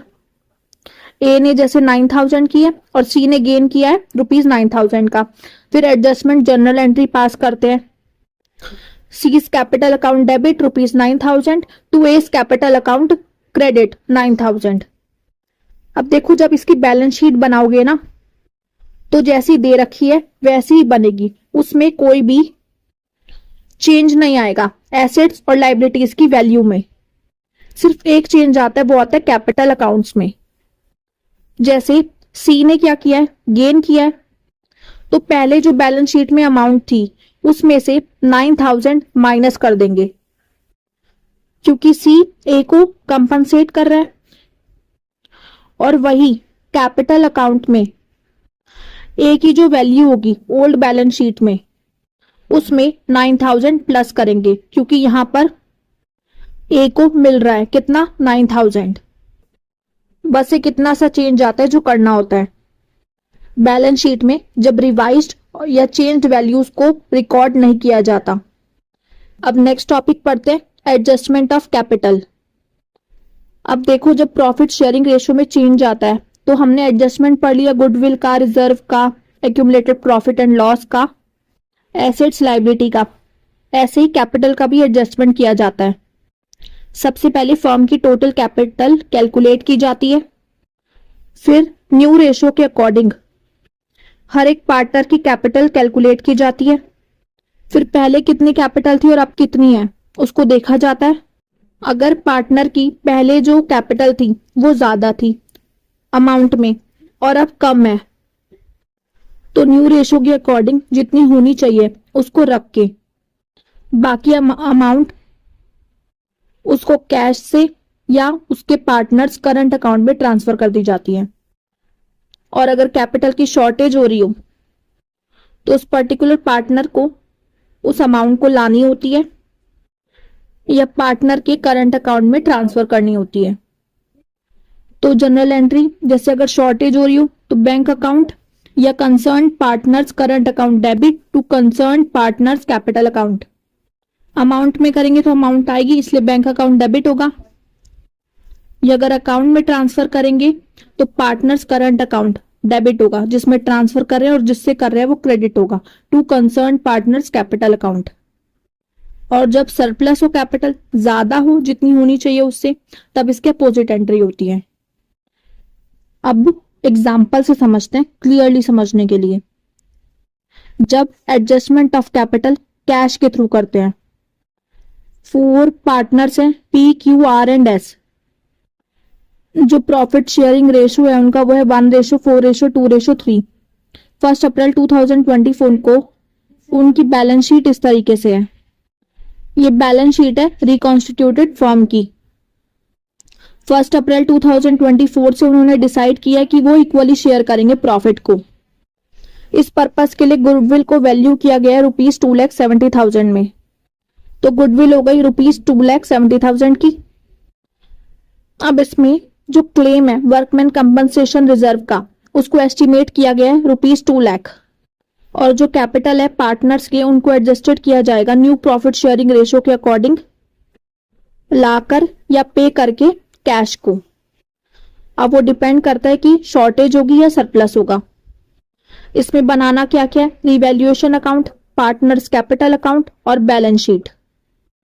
अब सबसे पहले रिवैल्यूएशन अकाउंट बनाते हैं। रिजर्व को देखो, जनरल रिजर्व तो है नहीं, वर्कमैन कंपनसेशन रिजर्व है। अब देखो वर्कमैन कंपनसेशन रिजर्व है 1,70,000 का, पर जो क्लेम है उस पर उसको एस्टिमेट किया गया है ₹2 लाख। कितने की कमी आ रही है 30,000 की, तो वो किससे कवर होगा, रिवैल्यूएशन अकाउंट से। लॉस होगा तो अभी एस्टिमेटेड है इसलिए प्रोविजन बनाते हैं, तो रिवैल्यूएशन अकाउंट के डेबिट साइड पर आएगा।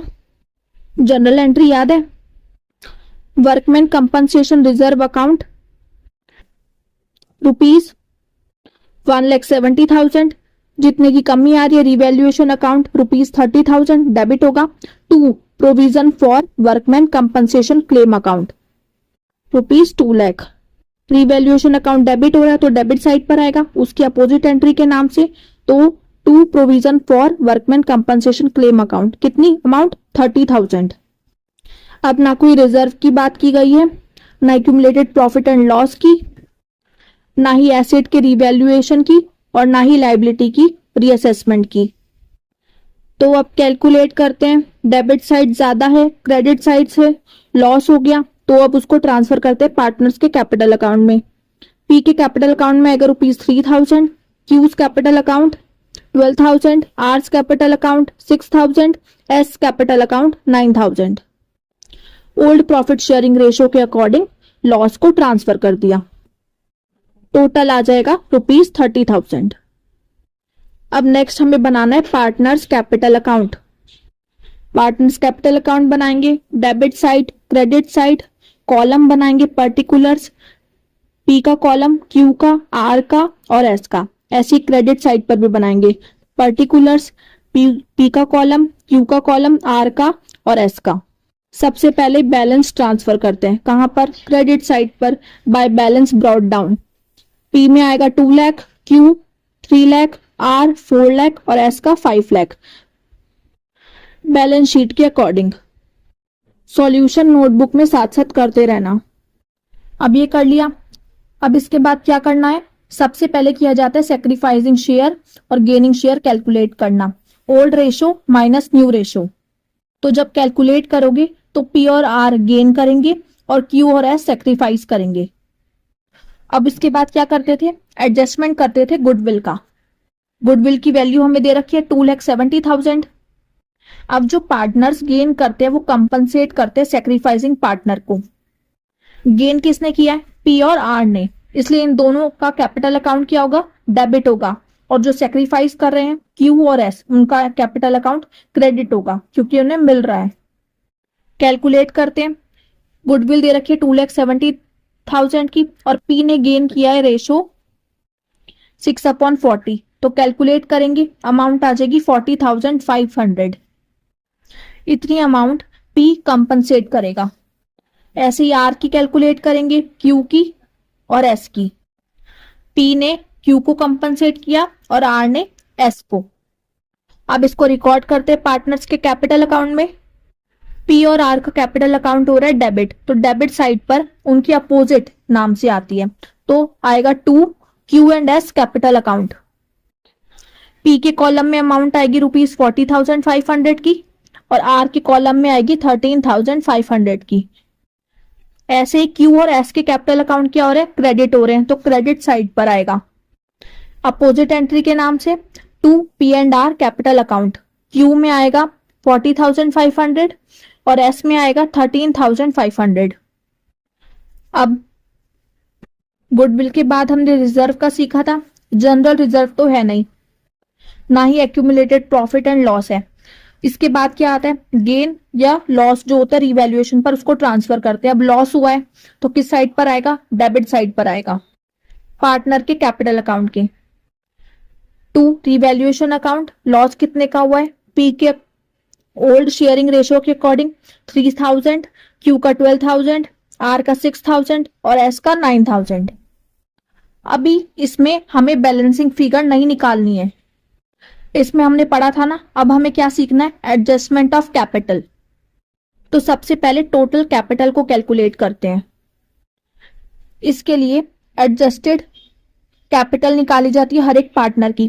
पहले पी की निकालते हैं, एडजस्टेड पीस कैपिटल।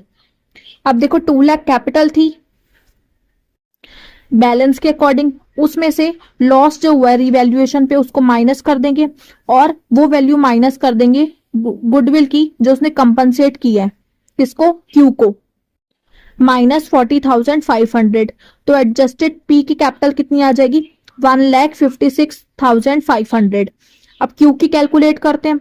जितनी कैपिटल थी उसमें से लॉस माइनस कर दो और जो कंपनसेशन मिला है उसको ऐड कर दो, 3,28,500। आर की कैलकुलेट करते हैं। जितनी कैपिटल थी 4 लाख, उसमें से लॉस माइनस किया और माइनस किया वो कंपनसेशन अमाउंट जो उसने एस को दी है, कितना आ जाएगा? 3,80,500। अब एडजस्टेड एस की कैपिटल कैलकुलेट करते हैं। जितनी कैपिटल थी उसमें से लॉस माइनस कर दो, प्लस करो जितनी अमाउंट कंपनसेशन में मिली है, कितना आ जाएगा? 5,04,500। इन सबको ऐड करेंगे तो टोटल कैपिटल आ जाती है न्यू फर्म की 13,70,000। अब पार्टनर्स ने डिसाइड किया है कि वो इक्वली शेयर करेंगे, मतलब न्यू प्रॉफिट शेयरिंग रेशो क्या है? 1:1:1:1 है, तो 1/4 हो जाएगा। 13,70,000 का 1/4 निकालेंगे तो आएगा 3,42,500। मतलब हर एक पार्टनर की कैपिटल कितनी हुई? New capital 3,42,500। अब थोड़ा गैप छोड़कर हम इसको डेबिट साइड लिखेंगे, वहीं पर होता है बैलेंस कैरिड डाउन जो दिखाता है न्यू बैलेंस कैपिटल का। तो चारों पार्टनर्स के कॉलम में आ जाएगा 3,42,500। ये क्या? न्यू कैपिटल है न्यू फर्म की। अब हर एक पार्टनर के कॉलम का अमाउंट का बैलेंस चेक करेंगे। जैसे पी का चेक किया, डेबिट साइड ज्यादा है क्रेडिट साइड से, तो क्रेडिट साइड पर बैलेंसिंग फिगर आएगी बाय कैश या बैंक अकाउंट के नाम से। देखो पहले पी की कैपिटल कितनी थी, 1,56,500 और अब हो गई 3,42,500। शॉर्टेज हो गई है ना, तो उसको कैश या बैंक अकाउंट में, मतलब शॉर्टेज हुई है तो कैपिटल लानी पड़ेगी। ऐसे क्यू का देखो डेबिट साइड ज्यादा है क्रेडिट साइड से, तो बैलेंसिंग फिगर आएगी बाय कैश या बैंक अकाउंट के नाम से। कितने कैपिटल और लानी है, ₹14,000। ऐसे ही आर और एस की देखेंगे तो इनके पास सरप्लस कैपिटल है, पहले ज्यादा थी और अब कम है, इसलिए इनका बैलेंसिंग फिगर आएगा डेबिट साइड टू कैश या बैंक अकाउंट के नाम से। आर का ₹38,000 और एस का 1,62,000। अब कैश या बैंक अकाउंट बनाते हैं। Particulars rupees, debit side credit side. अब जो कैश लेकर आ रहा होता है उसकी एंट्री होती है कैश या बैंक अकाउंट। अब यहां पर जो लेकर आ रहा है वो है पी और क्यू, तो एंट्री होती है कैश या bank account to P's capital account ₹1,86,000 to Q's capital account ₹14,000। तो कैश डेबिट हो रहा है तो डेबिट साइड पर आएगी उसकी अपोजिट एंट्री के नाम से। टू पीस कैपिटल अकाउंट हो जाएगा 1,86,000 और टू क्यू का कैपिटल अकाउंट हो जाएगा ₹14,000। और जिनके पास सरप्लस कैपिटल है, जिन्हें पे किया जा रहा है, वो कौन है, जो वापस ले जाएंगे आर और एस। तो एंट्री होगी आर्स कैपिटल अकाउंट ₹38,000 डेबिट होगा, एस कैपिटल अकाउंट डेबिट होगा ₹1,62,000 टू कैश या बैंक अकाउंट। तो कैश या बैंक अकाउंट क्या हो रहा है, क्रेडिट हो रहा है, तो क्रेडिट साइड पर एंट्री होगी अपोजिट नाम से by R's capital account 38,000 by S capital account 1,62,000। अब दोनों साइड का टोटल करते हैं। अब दोनों साइड जब टोटल किया तो कितना आ रहा है, 2 लाख आ रहा है दोनों साइड। डेबिट साइड और क्रेडिट साइड दोनों इक्वल है, कोई बैलेंस कैरिड डाउन नहीं हो रहा है, इसलिए कुछ भी बैलेंस शीट में कैश या बैंक अकाउंट के नाम से शो नहीं करेंगे। अब बैलेंस शीट बनाते हैं। लायबिलिटीज साइड, फिर अमाउंट का कॉलम आएगा, एसेट साइड अमाउंट का कॉलम आएगा। अब देखो एसेट्स तो वैसे के वैसे ही हैं। फिक्स्ड एसेट्स ₹12,70,000 और करंट एसेट्स ₹5,50,000। लायबिलिटीज साइड में कैपिटल अकाउंट में चेंज आया है, जो न्यू कैपिटल डिसाइड की है न्यू फर्म की न्यू प्रॉफिट शेयरिंग रेशियो के अकॉर्डिंग, वो कितनी है 3,42,500, वो आएगी हर एक पार्टनर की, पी की, क्यू की, आर की और एस की। अब देखो सन्ड्री क्रेडिटर्स तो उतने ही थे 2,30,000, तो वही आएंगे। यहां पर क्या आएगा, क्लेम आएगा। अब क्योंकि क्लेम को एस्टिमेट कर चुके हैं तो क्या आएगा, provision for workman compensation claim account ₹2 lakh जितने का है, और दोनों साइड का आप टोटल करेंगे तो आएगा 18 लाख। अब देखो ये तो हमने किया कैश से एडजस्टमेंट कैपिटल का। अगर करंट अकाउंट से करना होगा तो बस पार्टनर्स कैपिटल अकाउंट में जहां पर कैश या बैंक अकाउंट शो किया है वहां पर पार्टनर्स के करंट अकाउंट के नाम से आएगा, शॉर्टेज और सरप्लस के अकॉर्डिंग।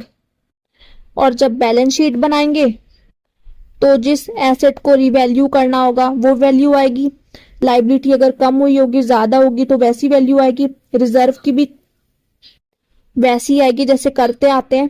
कैपिटल अकाउंट में न्यू कैपिटल आएगी न्यू फर्म की न्यू रेशो के अकॉर्डिंग। और यहां पर हम अगर कैश की बजाय करंट अकाउंट से कर रहे हैं तो जिस